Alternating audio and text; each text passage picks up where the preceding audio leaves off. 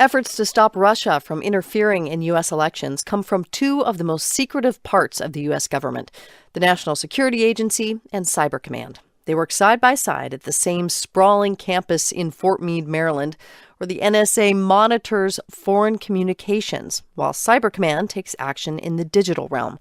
The Army general who heads them both is a proponent of more aggressive measures. Here's NPR National Security Correspondent Greg Myrie. It's a pleasure to introduce to you the Commander of U.S. Cyber Command and Director of the National Security Agency, General Paul Nakasone. Paul Nakasone usually doesn't say much in public, but recently he's been on what amounts to a PR blitz. Here he is, in short sleeves and no tie, addressing a high-tech confab in San Francisco. I have all the authorities that I need right now to conduct full-spectrum operations. That's defensive operations all the way to offensive operations. And when I don't have those authorities, I will certainly ask for them. Nakasone is driving home the point that the U.S. needs to directly confront rivals in cyberspace. Here's what he said on Capitol Hill about countering Russian attempts to meddle in last fall's midterm elections. For the first time, we sent our cyber warriors abroad. We sent defensive teams forward in November to 3 different European countries.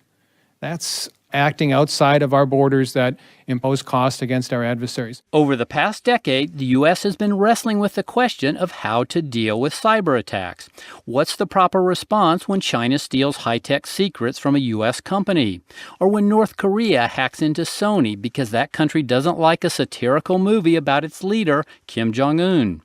Nakasone made clear he wanted to take a harder line at his confirmation hearing a year ago. Here he responds to Alaska Senator Dan Sullivan. What do you think our adversaries think right now? If you do a cyber attack on America, what's going to happen to them? So basically, I would say right now, they do not think that much will happen to them. They don't fear us. They don't fear us. President Trump has given Nakasone more authority, but this approach raises 2 big questions. First, will other countries stop attacking the U.S.? Probably not. Second, will this ignite a cycle of retaliation and escalation? No one really knows. But we are getting a peek behind the curtain, says P.W. Singer, a cyber expert at the New America think tank. So you're seeing a change from keeping everything classified, not talking about anything, to trying to share a little bit more information. And the reason is a belief that if you create awareness, it makes the attacker's job harder. The U.S. now routinely names and shames hackers. A lot of countries can hack. That's Thomas Ridd of Johns Hopkins University, who says not a lot of countries can figure out who did the hacking. The U.S. can.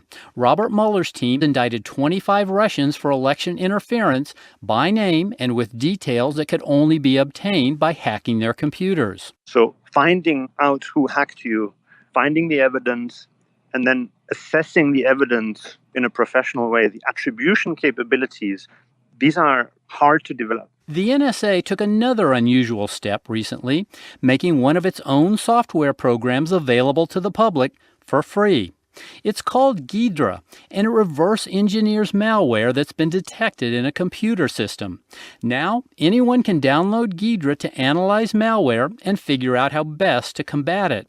Of course, the NSA has its own history of planting malware abroad, notes author James Bamford, who's written about the agency for decades. The Russians plant malware and look for openings in various infrastructure in the United States. It's exactly the same thing we do in other countries.